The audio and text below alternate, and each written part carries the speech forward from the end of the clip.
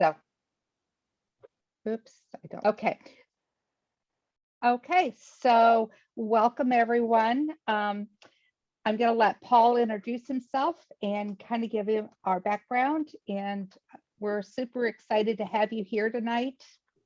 And I had the privilege of hearing him last month, and I'm super excited that I could bring him to our entire community. So, Paul, go ahead. Okay. There we go. 1 second. All these buttons I have to push. There, can you see that? Yes.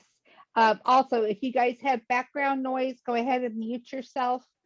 And then if you want to ask questions, go ahead and raise your hand, put it in the chat box, or just unmute yourself.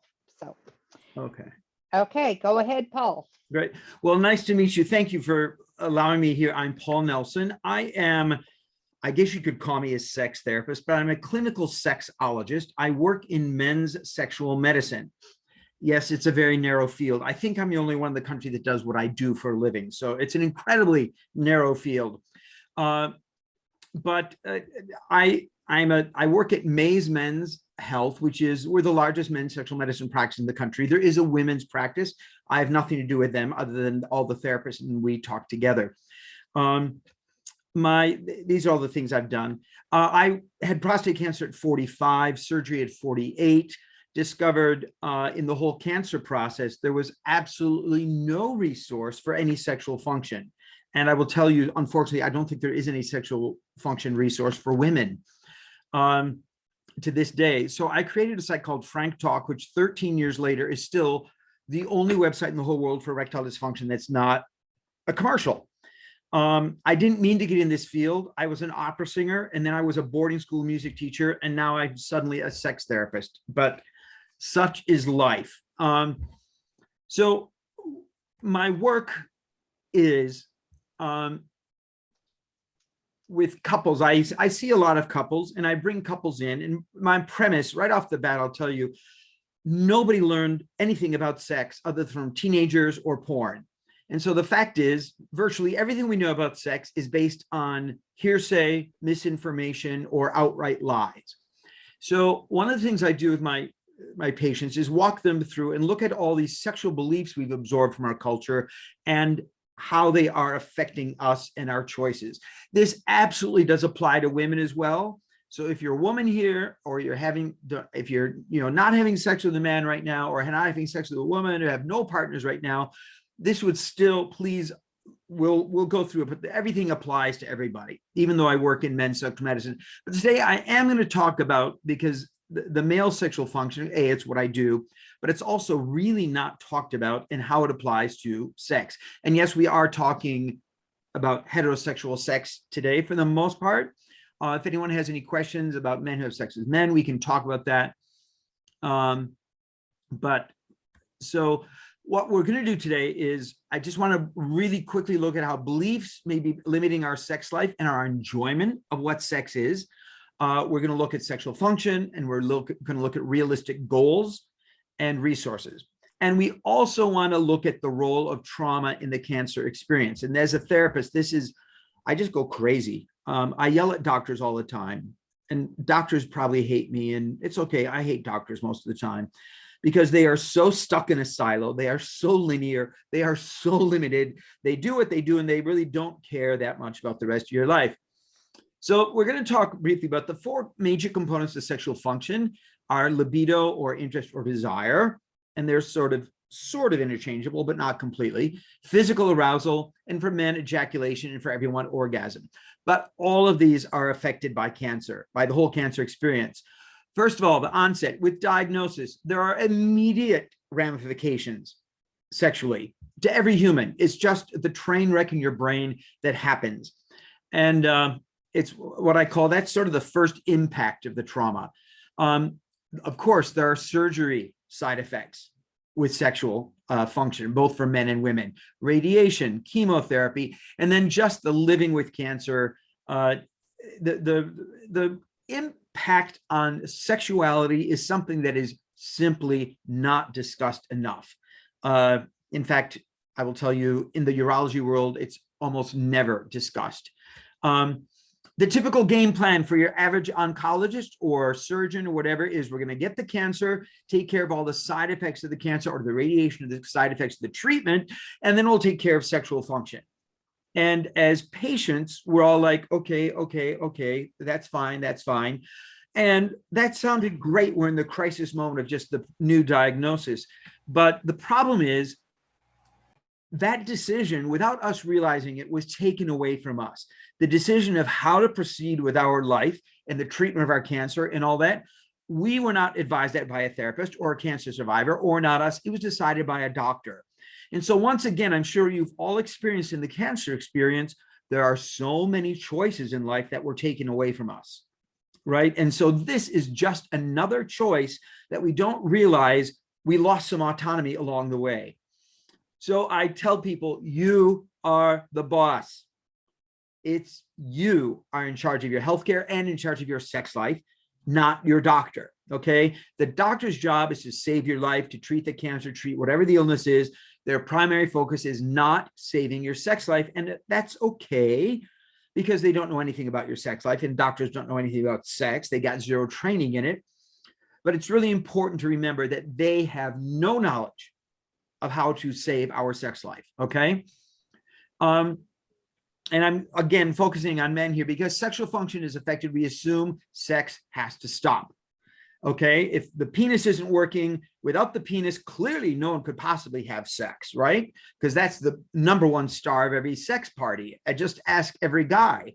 Of course, their female partners may argue a little bit, but where does this come from? I want to just look at from the men's perspective. Men tend to see themselves as defined by their sexual expression or performance.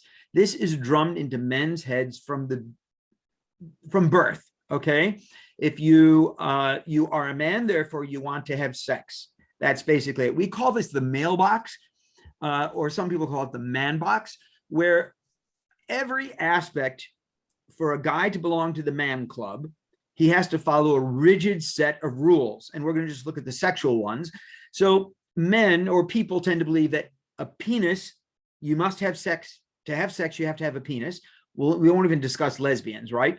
But the penis is what makes it sex, and sex equals intercourse. Unfortunately, we are in a culture where sex and intercourse are interchangeable, and nothing could be further from the truth. Sex is a very controlled sequence of events. Men are responsible for sex. I hear women all the time, well, it's the man's job to initiate, or I want to feel desired, he has to want to have sex. And this puts unrealistic expectations on a relationship. Men have a constant proving of virility. They have to prove again and again and again that I can do it, whatever it is. And you have to stay within the cultural norms. The kind of sex you're allowed to have is very limited. And men look at the performance they have as an identity, who they are. I had sex with a woman, therefore I'm straight. I had great sex. I gave her 14 orgasms, therefore I'm a stud. I'm a sex machine. So men measure their sexual prowess by how closely they adhere to doing sex right, and their approval comes for satisfying their partner. I did have a therapist once say men would actually be very happy if they could get if they could get a score every time they were done having sex, like 8.6 or 9.2. They'd be quite happy with that. This is what I mentioned before. Sex education for men came from school, friends, and porn. Our sex education, I'm sure some of you got something, but it was more about reproduction and diseases. None of it was learning how to have sex. Sex education for women was school, friends, and Cosmo magazine. I don't know if you've read Cosmo, but it's probably been around for 40 years. It's basically Playboy without the pictures, right? It's for women. And I tell women all the time, from that magazine, you get the idea. Everyone's like, oh my goodness, a penis goes inside me and the sun is supposed to explode and the earth stands still and the heavens open and it's just amazing. And most women go, okay, I did it. It didn't feel that great. Something's wrong with me, right? Because everyone says all this stuff is supposed to be so amazing, but it doesn't feel that great to me. Welcome to the plight of being a woman, a sexual woman in America. But I'll leave that for someone else's talk, but that's a whole talk right there. The lies that women are told. Women have been told that if a guy's into you, he gets an erection. If he's turned on, he gets an erection. So we believe erection equals arousal, and they do not equal the same thing. Men can be aroused and not get an erection. Men can have an erection, for example, first thing in the morning, and they're not aroused at all. Okay. And the erection or the lack thereof is a direct reflection of his feelings about you. I get this from women all the time. And women say, well, if I tried harder, if I were hotter, if I were more attractive, he's not into me, he is someone else. There's all this worry if a man can't get an erection that it has something to do with her. And that's when I tell women, frankly, you're just not that powerful. Okay. It's just a part of the body that we have very little control over. Okay. We were all taught how to have sex from every romance novel, Harlequin romance, everything else. You make out, you play with boobs, you play with other bits, you stick the penis in the vagina. She's supposed to have an earth-shattering orgasm because that's what your penis is going to do, clearly. And then the guy's finally allowed to have an orgasm. And that's the recipe for mind-blowing sex. And you do that again and again and again and again and again for 40 years, and you're supposed to love it every day for 40 years. When the fact is, that's almost a life sentence. Okay? The reality of cancer. And this is for both genders. Suddenly things don't work. The libido is gone. The interest is gone. The desire is gone. Stress, anxiety, pressure, grief, all that kind of sex. We can't have sex. We lose our identity and life is over. And this is where the sexual trauma occurs, with this diagnosis that suddenly that thin sequence of events that I used to be able to do when I was 25 or 35 or even 45 is now gone. What do I do? Because sex is, I'm supposed to get a boner and I put it in my partner. That's what sex is. And if I can't do that, I can't have sex anymore. Therefore, I'm less of a man. I'm going to, all the pardon my French, the shit hits the fan. Okay. This is where that comes from. So the trauma is not in the penis. The trauma is in the head. The trauma is in our understanding. Our trauma is in our identity. I mean, when I've talked to women with breast cancer, they're like, it's sort of the same thing. I'm not the same person. My husband used to love my boobs, or my partner loved them, and suddenly, what do we do? So the trauma is not in body parts. The trauma is the sexual reality has changed, and the foundation of who we are is gone. And the sexual world we knew is gone. And of course, that means the relationship we knew is gone. This is how we used to have sex. Suddenly we don't have sex like that, or suddenly we don't have sex, period. My life is over. And again, it's just another one of the traumas of cancer. And I again, as a therapist, I like to look at the trauma ideal, because we can all relate to the idea of physical trauma. I talk about the fact that if you break your leg, you go to the hospital, they put you on painkillers, they put you on steroids, they put you in a cast, they immobilize you, you're elevated. I mean, we apply lots of medical intervention at that point of a trauma, and as you recover, we slowly withdraw the medical interventions. And we should do the same thing with the sexual trauma around sex. But the good news is medical science can help us, okay? Life is not over. The reality is, even after a man is dead, we can give him a boner, okay? We can give a man an erection no matter what. In some ways, this aspect of male sexuality is much easier than treating female sexuality, which is often difficult. But we can get an erection. For medicine, it's a fairly easy medical challenge. There are treatments. I'm not going to spend much time. If you want to learn about treatments, go to my website, franktalk.org. And it's at the end, we'll talk about that. But basically the pills work if you have minor ED.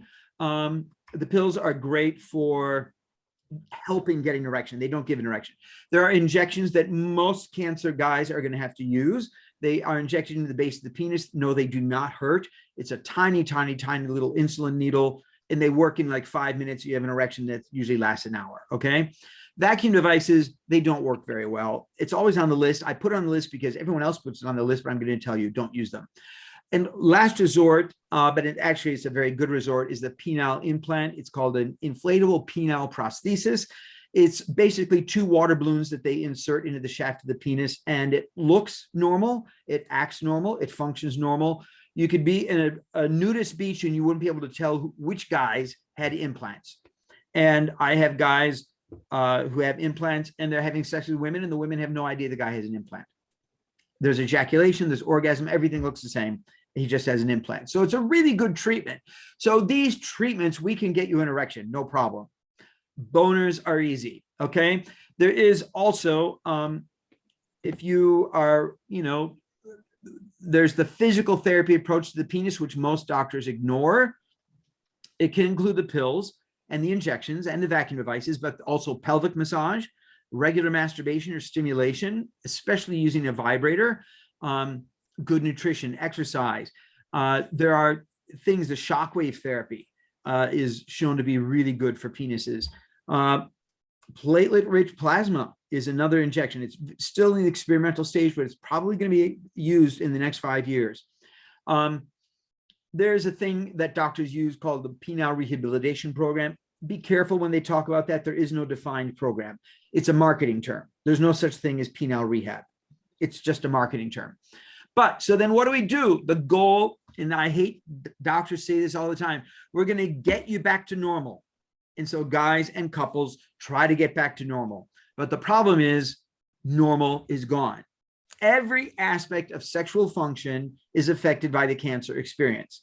The libido, the arousal, the erection, the ejaculation, or the orgasm is gone forever. And this drives me nuts that we don't include this in part of the grief process of the cancer journey. Is that have the funeral, cry, scream, throw a pillow, take the baseball bat to the backyard tree, do whatever you need to do, but acknowledge that this aspect of life is part of the trauma of the cancer experience. For everyone, male and female, and for their partners, the sex life is changed forever. Okay, and I don't want to, but so that's the down point there. That's the lowest point of the whole presentation. How's that? The good news is, I've already said this, every facet of sexual behavior has changed. But if your goal is to get sex back to normal, you will end up frustrated and bitter. And I see this every day in guys where they feel like the doctors lied to me. Everybody lied to me. They said it would be fine, or they have, and it's not working. Nothing's working. I'll never be normal again. And the fact is, your old definition of normal was probably not so great, but no, you're right. Things are gone. So the goal of making things back to normal is a bad goal, and you'll end up at a dead end and be bitter and angry. And nobody wants that, right? This is a little explanation to women. If you have partners who are men, men want to get back to normal. They end up in chronic frustration that the sex we're having is not good enough. Okay, because we're not having the same sex we had at 25 or even 45, right? The problem is we don't have the education or the knowledge to manage our sexual expressions, expectations, or reality. This leads eventually to dissatisfaction with sex and eventually with the relationship. And yes, I have so many patients whose partners left them after a sex diagnosis. After a cancer diagnosis. It's sort of unbelievable, but yeah. And it's usually not the thing. It's the straw that broke the camel's back for most of these partners. I just want to, again, how men think, and this can sometimes help women figure things out. Men have been taught that all touch equals sex. And you see this in our culture. I mean, people got mad that this man touched my shoulder, or man, he leaned over, he touched me. We have ingrained in our culture that touch is sexual, especially touch from a man is sexual. Guys get that message loud and clear. It's not the healthiest thing in the world. In fact, I will tell you that's a pretty sick view of touch, but that's a different subject. But the man touches his partner. He remembers, oh my God, I can't finish what I start. Because touch equals sex. If I touch my partner, that brings up memories or feelings, or, oh, I usually would do this then. He then feels like a failure. He's re-traumatizing himself. So the solution, it's like touching the stove. Every time you touch it, it burns. The solution, stop touch.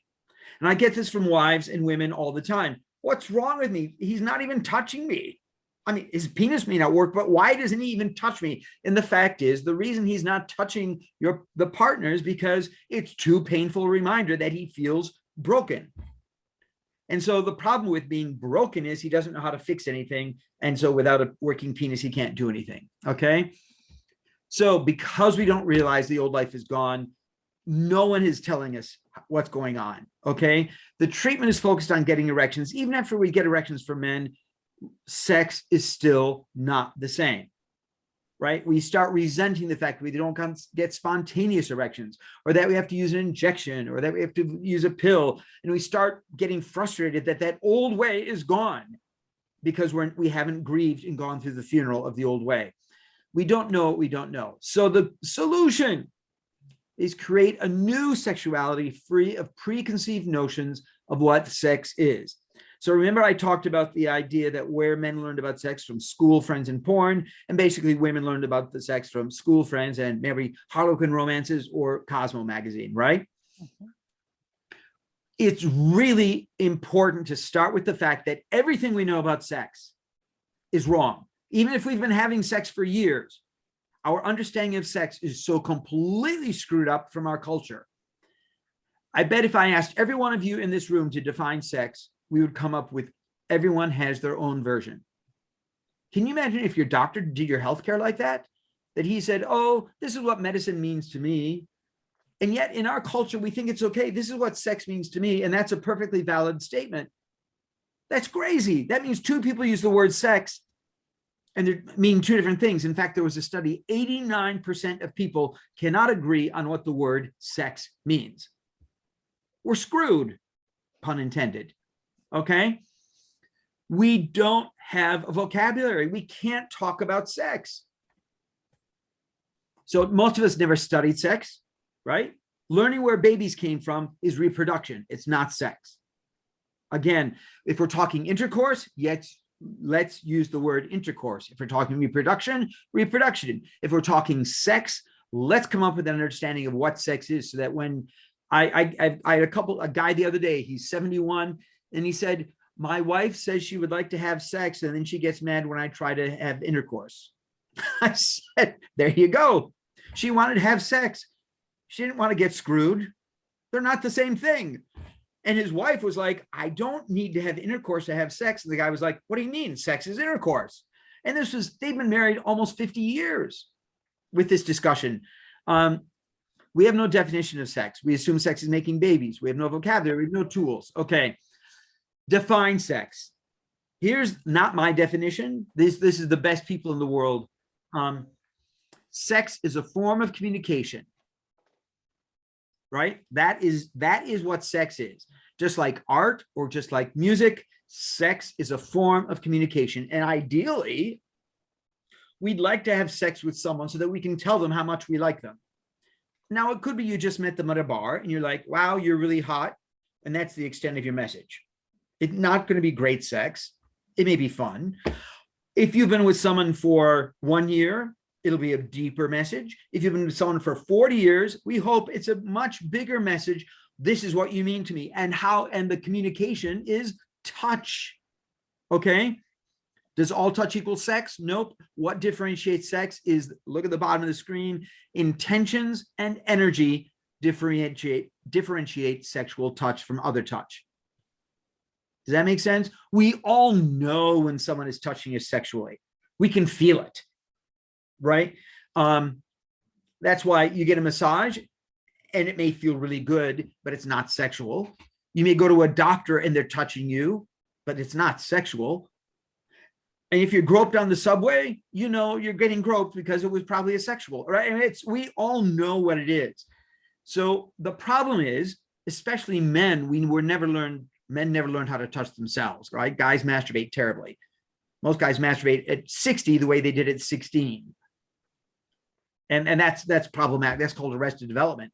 Well, in fact, I don't want to pick on guys because most people are in their 60s trying to have the same sex they had in their 30s.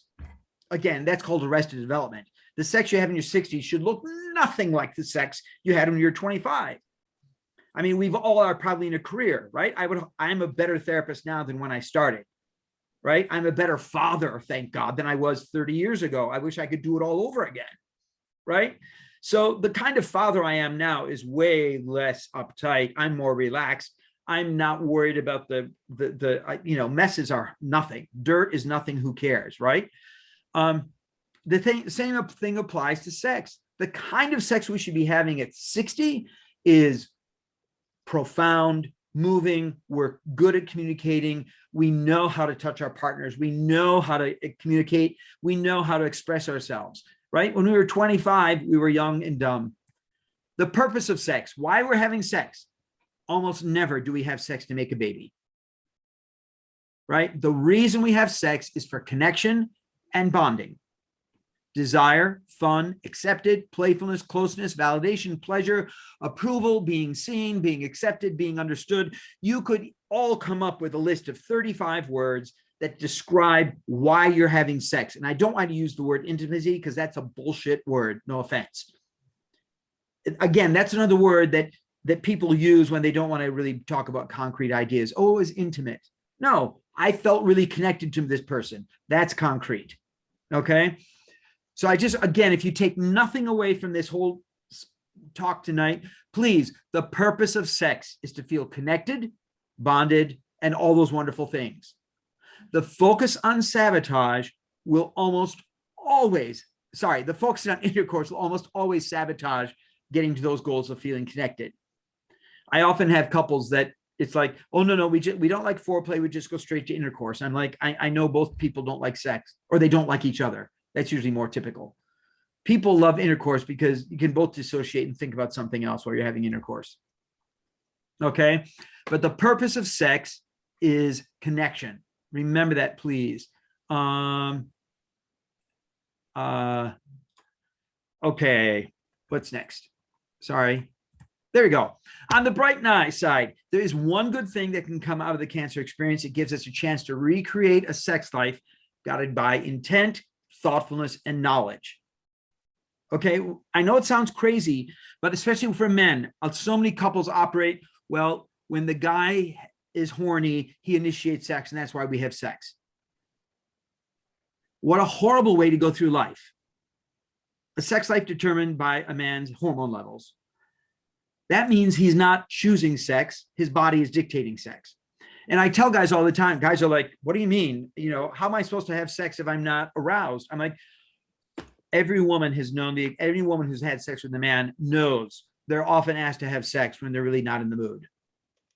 It happens every day, right? But because guys were taught, oh no, you have sex when you're horny. That's when you have sex. Men never learn to own their sex life and say, the relationship deserves sex. We're going to have sex on Sunday afternoon, no matter what. That's our time to have sex. And our culture has lied to us and said that spontaneous sex is best. If he's in love with you, it just happens. Anyone who's been married more than 10 minutes know that sex doesn't just happen. What you do notice is that when life gets busy, sex is the last thing on the list. Behind kids, school, church, meetings, mowing the lawn, taking out the garbage, cleaning the house, then you have sex. Because that's how we were raised. And it's not our fault. Anyone have any questions? I'm sorry, I've been going a mile a minute because I got a lot to cover. You can ask them on the chat thing or on your mic. Anybody? Oh, come on. Or are you just stunned into silence? I'm sorry I'm late. There's some kind of chat thing? No, Yeah, you can type in a question. Oh, the chat box, Elaine. the chat box. Does Yeah. it call the chat box? I'm Yeah. looking for Yeah. something that's. Well, do you have a chat question? box. Do you have a question, Elaine? No, I'm just, Okay. I don't know whether there was something important that I missed. No, in the no, first you're not couple. missing No. anything. I took a nap late, sorry, and that's why I was late. No, that's okay. So. Okay. Okay. And I did. Should I continue, Monica? Go ahead. Okay. So, and this is the part that I always have to remind everyone that vaginas age too. Okay. Most women find intercourse to be more of a challenge as they age. Changes in hormones, lubrication, overall flexibility can affect. We hear from women all the time that they're only too happy to reduce intercourse or move on to other things. I don't know if any of you guys know the name Betty Dodson. She died last Halloween at 91. You may not recognize the name, but you probably have heard of this lady. She was kind of crazy back in the 60s. Okay. Betty would have women come to her studio in New York City, and they would all get naked and sit around in a circle and look at the vaginas in the mirror. Then they would all masturbate. And these women, would all see a vagina for the first time in a mirror. That was Betty. And she was a mentor of mine. She was a little crazy. She won all kinds of lifetime achievement awards, as you can imagine. But she was the one who said, Paul, please tell your boys, a vagina is about babies, a clitoris is about sex. And unfortunately, men were taught from day one that sex is just die for that vagina. And once childbearing years are over, I mean, a vagina can be fun, but guys think a vagina feels as good to a woman as the penis does to a guy, and nothing could be further from the truth. Right? So what my work with men is often discover that you are bringing your whole body to sex, not just genitals, right? You are using your whole body to communicate to your partner, not just genitals. And that is where that's where the arrested development comes in, that sex is about our genitals. And no, I tell everyone, a great full body erotic massage is amazing sex, and it's not a lot of work. It's amazing. So with men, I'm like, men may be focusing. That was one of the problems with Viagra.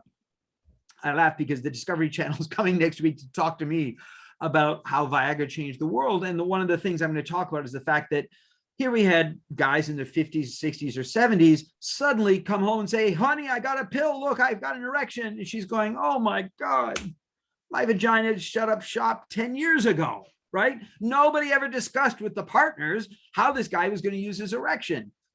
And so our understanding of female sexuality is so perverse in this country that we think everything is about a vagina, when the fact is a vagina is about babies.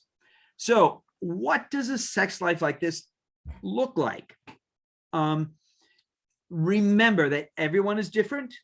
Every couple is different. In fact, I tell people that every time you have sex with your partner, even if you've been married 45 years, you are in a different mood with a different energy every time you come to have sex. You may want to be touched, stroked, tickled, spanked, smacked, caressed, rubbed, held. I mean, it is the energy that changes the kind of sex you have. And when we have that other kind of sex where you open the box, you do the same 5 things, we make out, play with boobs, just stick it in, all that. That is limited sex, because it's like, well, this is what we have to do. And sex for most men, especially as you age, is exhausting. Getting an erection is exhausting. Getting an arousal is exhausting, especially missionary position for men. Men on top is really exhausting. We're all too old to be doing push-ups, right? And the guy's no longer 150 pounds. Some dude's now 250 pounds, and she can't breathe. It's miserable, okay? So how we're having sex needs to change. And the fact is, we need to bring our understanding of each other, the relationship, our interests, our sense of humor, what we like. That is what we rebuild our sex life with, not maintaining this adolescent, college level kind of sex. So everyone has a different sense of humor. Everyone has a different view of what is erotic or playful or adventurous, okay? I know I get crazy and passionate about this. I'm sorry, I'm not yelling at you. My dad was a Baptist minister, so this is my version of hellfire and brimstone, okay? So sex, of course, is education. All learning is education. Learning about sex, we have to study sex. So we have to look at the vocabulary, the definitions. We did that a little bit, the meaning and the basis of communication. We have to be comfortable talking about sex. That's why I love couples to give each other massages, because in our culture, we don't have trouble saying a little more here, a little harder here. Oh no, too hard, a little lighter. We have no trouble asking for a back rub and asking for what we want. We seem to have a lot of trouble when it comes to sex, asking for what we want, okay? Again, the concepts we just talked about. What is sex? Sex is communication. And what is intimacy? Intimacy is that feeling connected, okay? And then understanding how do our bodies work, right? 80% of women cannot climax through vaginal penetration. 80%. And yet, according to Cosmo, every woman does, right? And according to Playboy and every porn film, women are just dying to have a penis in the vagina, right? And the fact is, only 20%, 1 out of 5 women really, really, really love a penis in the vagina. Communication. We have to be open. We have to be vulnerable. We have to be willing to take risks. We do share our thoughts, our feelings, and very scary to share our fantasies. Like I always tell people, I do want you to have sex outdoors. That's not public, but wow, sex on the back porch or the balcony, in the backyard, or in the car is a lot of fun. And it doesn't have to be intercourse. It can just be fun playing. Sex is touch. Touch is the foundation of all sexual expression. Getting back to most men don't even touch themselves very well. Men, I tell guys, there are 57 ways to love a vulva, right? And that's just the vulva. There are probably 257 ways to love a body. But men, it's like we all learn, this is what you do, you know, like, and women, unfortunately, in our culture, have not given power or permission to ask for what they want. And it's really difficult for a woman to say, thank you, that's a good try. It doesn't do much for me. Could you try this? Most guys are thrilled to learn what their partner likes.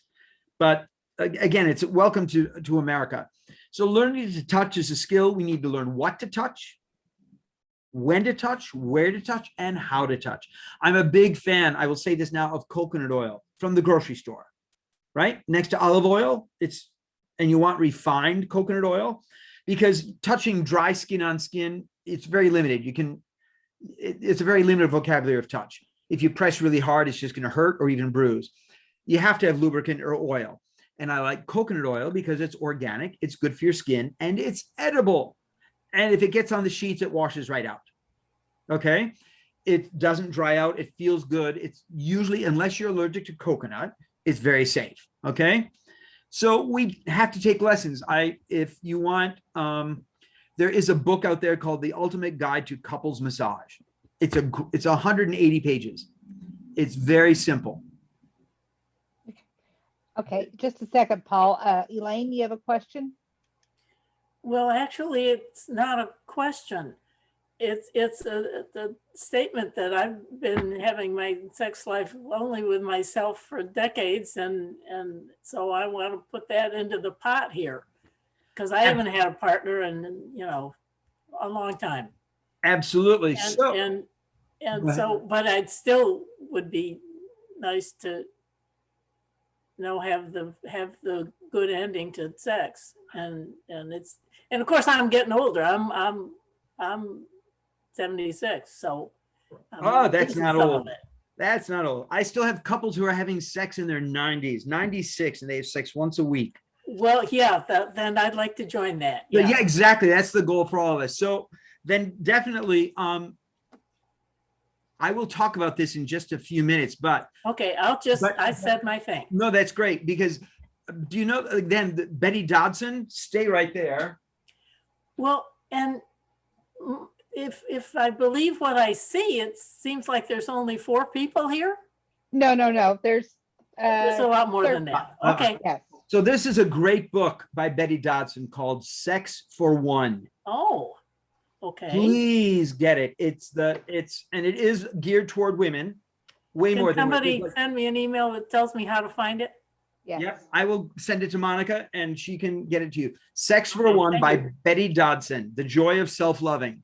And so she's the crazy lady in the New York apartment, right? She is the guru of self-love. Okay. And yes, if you're not having sex with a partner, I want you to have great sex with yourself. And please go get coconut oil and a massager, but we'll talk about that. Sex is a journey. Again, it's a communication. How we talk to somebody the first day we know them and how we talk to someone the 30th year we know them is very different. And the sex should grow and progress. And the journey is, the experience is a foundation of shared adventures and memories. Remember when we did this, or remembering you like it when I do this. Experience and knowledge is built on knowledge. Okay. Buy a book. These are, in fact, Monica, I'm happy to send you all these resources if you want. Okay, that would be great. Yes. There are sex classes you can take. Start studying sex the way you would any other subject, like biology or geography. You'll study sex. And Institute for Sexuality is a really cool place. They train sex therapists, but anyone can sign up and take these online classes. It's really kind of cool. But these are good. Dodson and Ross, that's Betty Dodson's website. She's her business associate and fellow teacher is still running it. The Sinclair Institute is all sex education, and Authentic Tantra is about just enjoying sex. Okay. The idea that sex is play. Okay. Sex has to be play. It's become laden with so much baggage for most of us that we forget sex is just two people playing together. The sound of sex should be laughter. I say that every day, almost to every patient. We stop talking about sex being fun and playful. Sex should be laughing. All the porn and the groaning and the screaming, that's really a porn movie thing. Again, these are more resources. Planet, especially with chemotherapy and all these other drugs that affect our libido, sex is a choice. Okay, we have to decide to have sex, and it's not take out the dog, take out the trash, mow the lawn, and have sex and pay the bills. No, it's like, I know if I'm going to go to a Broadway show, Broadway tickets are now close to $250 a piece. I'm going to block out everything on my calendar so I can go to that show, no matter what. I'm going to get home in time. I'm going to shower. I'm going to get dressed up. I'm going to get on the train. I'm going to go to the city, and I'm going to see that show. And I've never sat at a Broadway show and said, wow, this would have been more fun if it were a surprise. Okay? If you plan on having sex, and that includes sex with yourself, you make it an event all week long. Yes, you can still have spontaneous sex. That's not off the menu. Spontaneous sex is still on the menu. But no matter what, you know that Friday afternoon or Sunday morning or whatever it is, that's our time to have sex. And all week long, you can say, I can't wait till Sunday, or I want to do this to you on Sunday, or you get whatever. You buy things for Sunday, right? You buy flowers for Sunday. You buy a bottle of wine for Sunday, whatever it is. I'm a big fan of, instead of having dinner out, go have sex in a hotel. Take the $100 you're going to spend on dinner and go to a hotel and have sex there. Massage. And this is what I want you to get, Elaine. We use it. We sell it here all the time in our office. It's this thing right here. And can you hear that? It's a very strong body massager. It's not a sex toy. Just barely. Yeah, I can hear it. So it's very strong. It feels amazing on your shoulders. And this is what I tell people, I want this all over your body. It's waterproof. You can use it in the shower. It's like a vibrator. It's a vibrator, but it's not a sex toy vibrator. Those are generally very small and delicate. This is really strong. And it feels great all over the body. And yes, it can be used as a sex toy. It can be put on the vulva or the penis, either one. But it's again, I'll send this to Monica. Okay. Take a massage class, get a couples massage. And if it's solo for one person, there are so many resources for single people in sex. And this is where I would beg you to get a sex therapist or a sex educator. There are people who are called sex educators that are a little bit less cerebral than sex therapists, right? Sex therapists are going to be talking like, talk about how you feel. How does that make you feel, right? A sex educator is like, here's how to have an orgasm. Here's how to do this. Here's how to do this. They're very much directed, things like that. Again, buy the coconut oil, buy this passion wand, this is called. It's a great thing. Integrate sex into daily life. Take a shower together, right? Or if you're by yourself, you take a luxurious shower or bath. Take a bubble bath once a week. Enjoy your body. Okay. Hang out in the house naked. I know it's getting cold, but watch TV naked and under a blanket or something. Okay. We tend to turn into old farts as we get older. We used to do crazy stuff when we were kids, right? I mean, we made out in cars and had sex in the back seat. I know we're a little older and not quite as limber, but it's like, really, let's get back to having sex. Go to a drive-in movie and make out. Okay.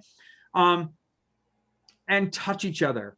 Touch each other. I tell women all the time, grab a man's crotch and he'll be so happy. And I'm like, men, stop grabbing your crotch. She doesn't want that.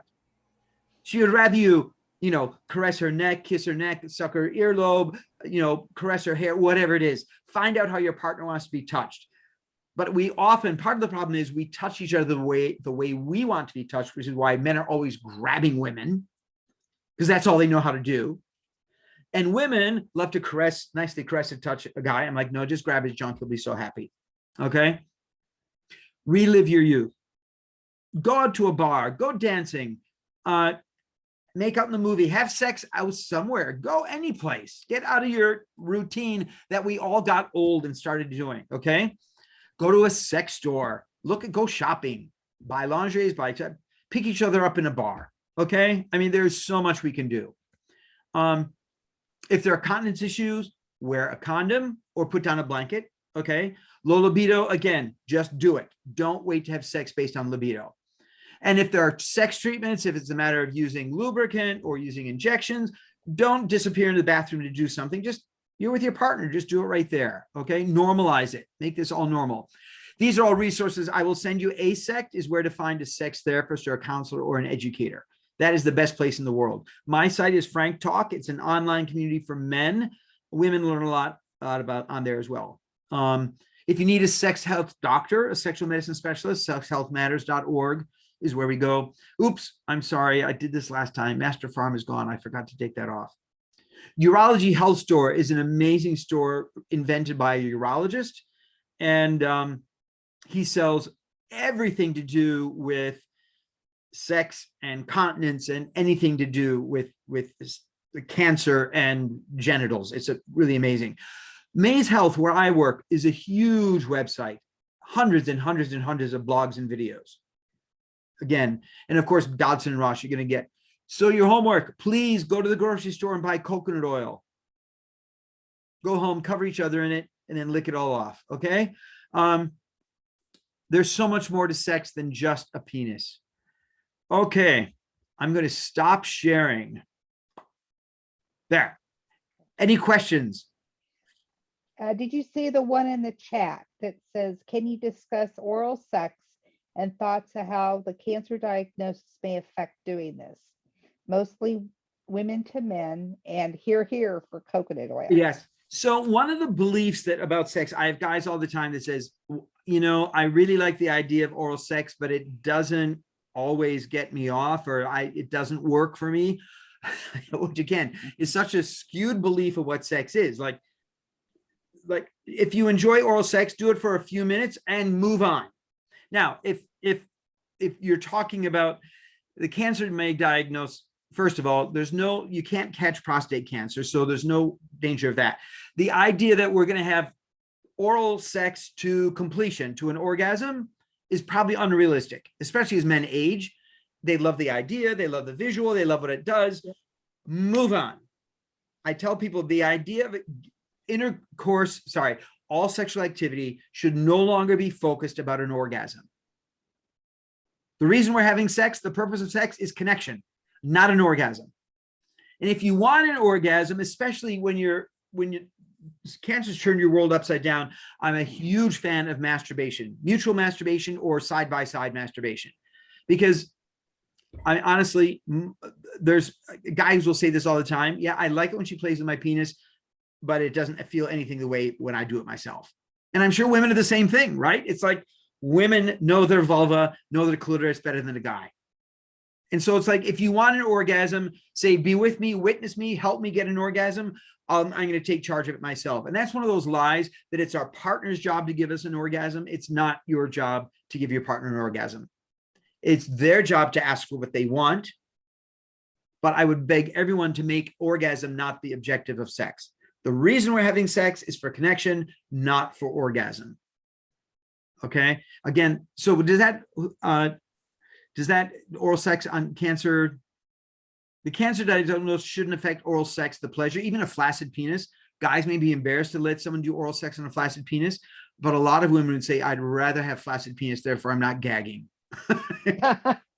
It feels really good to a guy, even flaccid. Not the same. Yes, Richie. Carol, actually.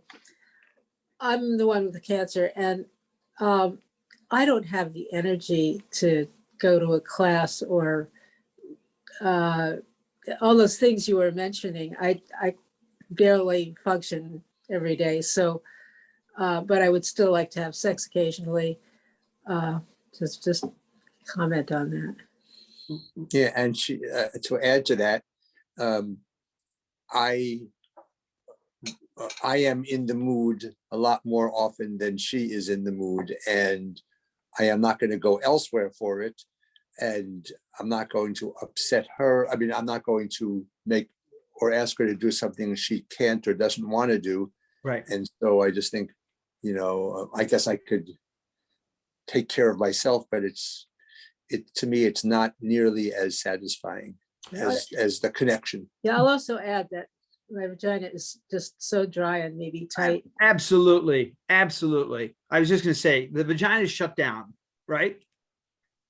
Yeah, I mean, maybe with enough lubrication. I don't know, because I don't have orgasms during intercourse, but I do enjoy intercourse. Right. So there's one of those things like, okay, you could do intercourse for 30 seconds once a month, right? Oh, they can't. Right. But if not even that, then so first of all, Carol, you would probably love a gentle massage no matter what. Probably. Probably, right.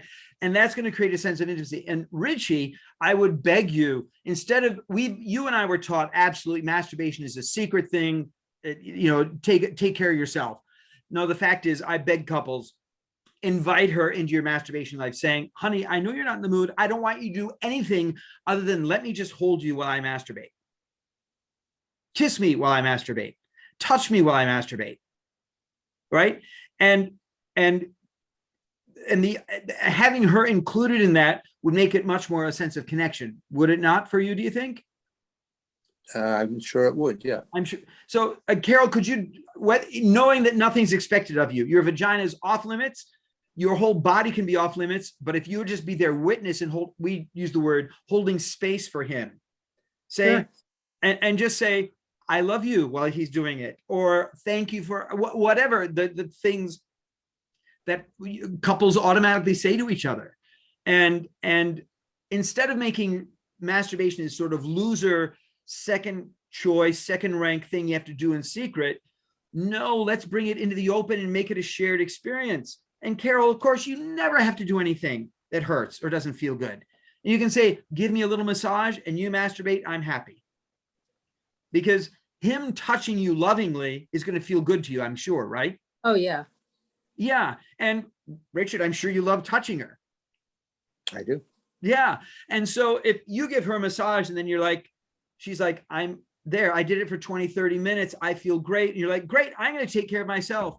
Would you just roll over and brush my chest while I'm masturbating, or kiss me while I'm masturbating, or whatever it is? And therefore you both get the connection. And guess what? That's phenomenal sex. If I could get 20-year-olds to have that kind of sex, I'd be so happy. Okay. This idea that sex is intercourse is so harmful. It just is getting in the way.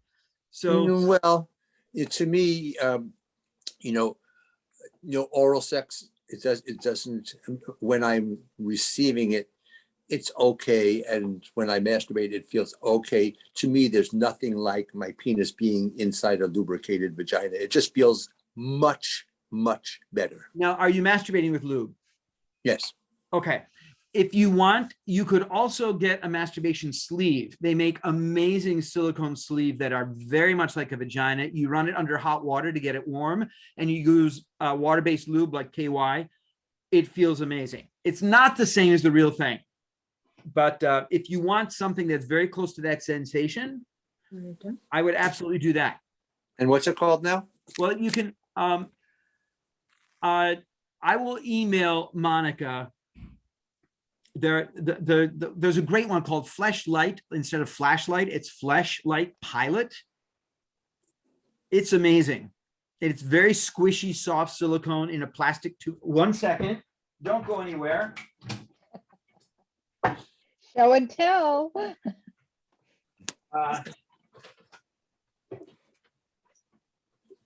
Somebody stole it. But along the same line, this is another one. This is a Japanese one, isn't it? It looks like computer speakers, right? you take it apart, and right here is a hole. And you open it up, you put lubricant in here, you close it up, and you can squeeze it so it's tighter, and the penis goes in here, and it's very soft, very squishy. Again, you run it under hot water, and it will be very warm and wet, and it will feel amazingly, well, I hate to say it, almost better than a vagina, because a vagina doesn't have all these things in it. Sorry, vagina owners, but I mean, it's really amazing. And that it's a lot of fun, and you can squeeze it to make it really tighter. But there are various kinds of these kinds of things. And that's why if you went into a sex store, I have a friend who's a manager in a sex shop, and they love, if you walk in and say, I've never done this before, I need a realistic masturbation sleeve, they'll pull out a whole supply of them. I have one more thing. Yes, Carol. I would actually like to be able to have intercourse. And I guess I need to find out what the best lubricants are, or how to Ooh, use okay. it. Where do you Yeah. live? What town are you in? Ithaca. And there are some resources here, I think. Yeah, and you probably need a doctor. You probably need some vitamin E cream. There are vaginal creams. You probably can't, can you not have estrogen? Is that right? I wouldn't want to mess around with it. I don't know. Okay. But there's a device called the Mona Lisa, which is a very gentle laser that rejuvenates. But yes, there's a thing called liquid silk that's probably the best lubricant. Liquid silk, and that it's good. Don't use KY. It's not a good lube. Yeah, Anything you can get at the drugstore, don't use. write that down. Yeah. Okay. Okay. Thank you. Those are great questions. I know I go crazy about this. I'm sorry. Any other questions?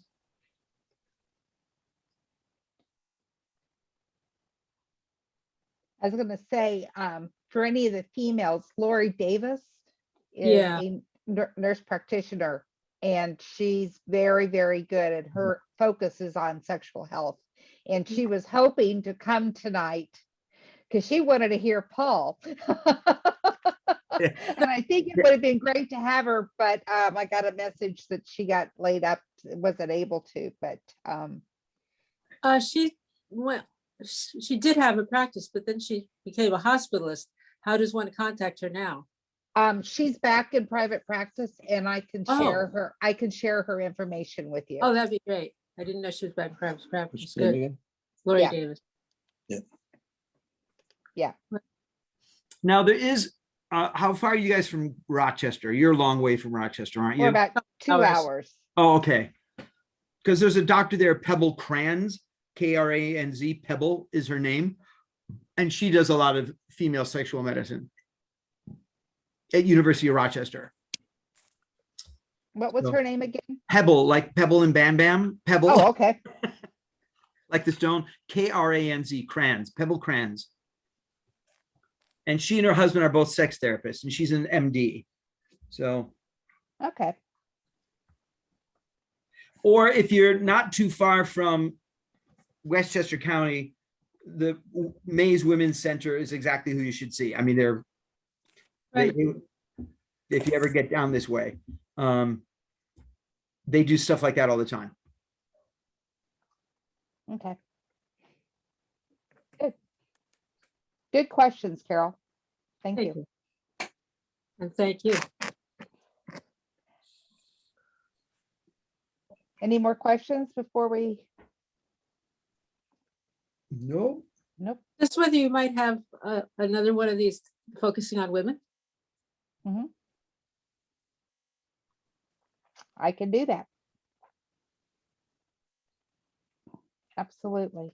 I think this is a topic that just doesn't get discussed, but yet it's so important to each and every person. So I can definitely look at doing one for women's health. Yes, women too. So But also thank you, Paul, for tonight. Oh, you're welcome. It's amazing how few resources there are on the women's side too. It's a big frustration being in this field, and I'm the only one in the country that does what I do. That's insane, right? It's just insane. But the medical, everything's broken. So, Well, this was a great presentation. Thank you very much. It helps me a lot. I have a couple brothers who've been through prostate cancer, and I think any medical issue can give you problems, with your relationships. And it's great that you're so frank about it.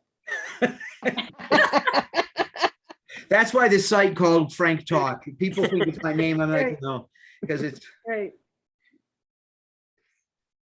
so.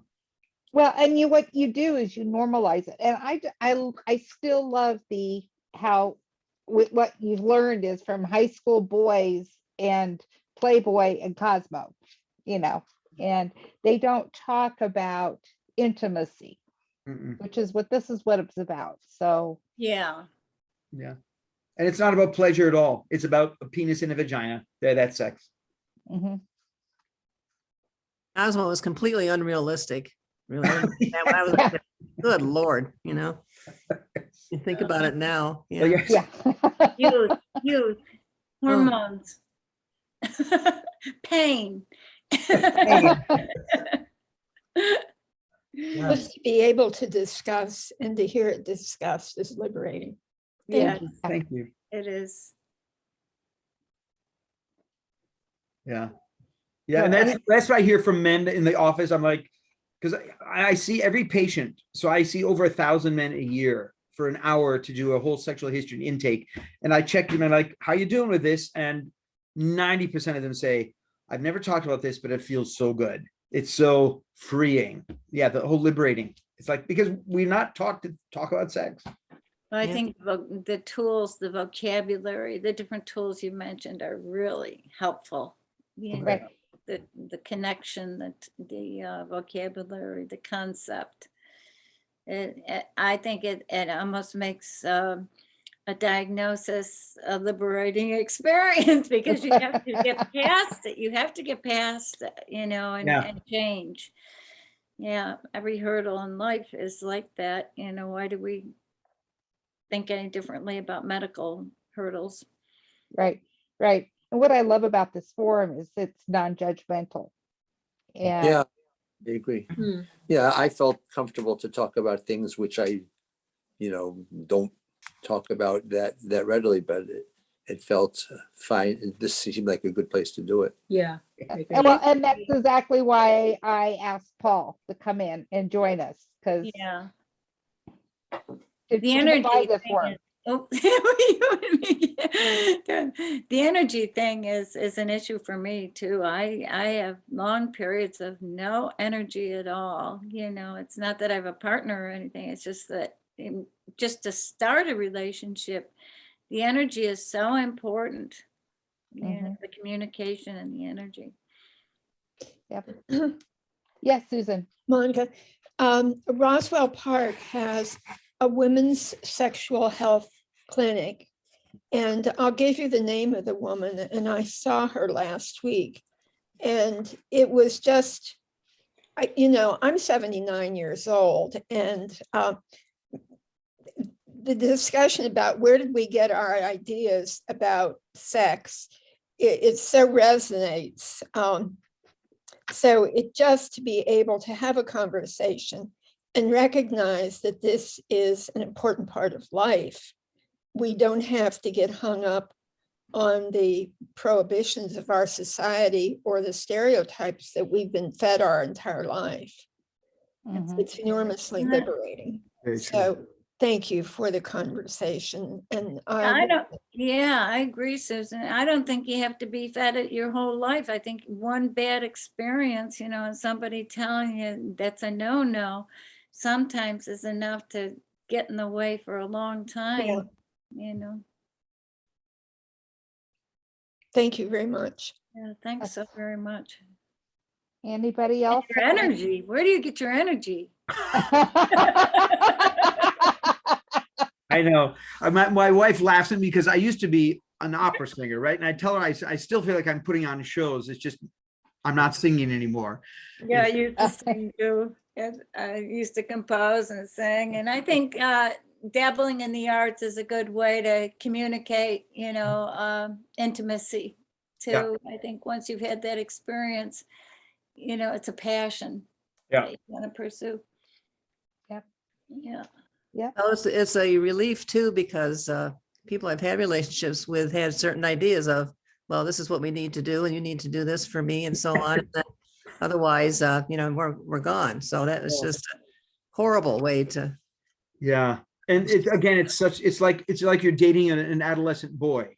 Right? This is how you have to do it. Yeah, It doesn't count if we didn't do that. you got it. Yep. So any other questions, anybody? Comments? This is your time, ladies and gentlemen. Moment in the sun. Well, I just want to say thank you. Thank you for coming. Thank you for letting me do this for you. So it's Yes. And like I said, I will have this recording, and if anybody that's been in attendance would like it, let me know. And I will send you Yeah. the link. So, and I will send Monica the list of resources at the end and all that other stuff that we talked about. Okay. Great. Yep. Thank you so much. so. Does Elaine have a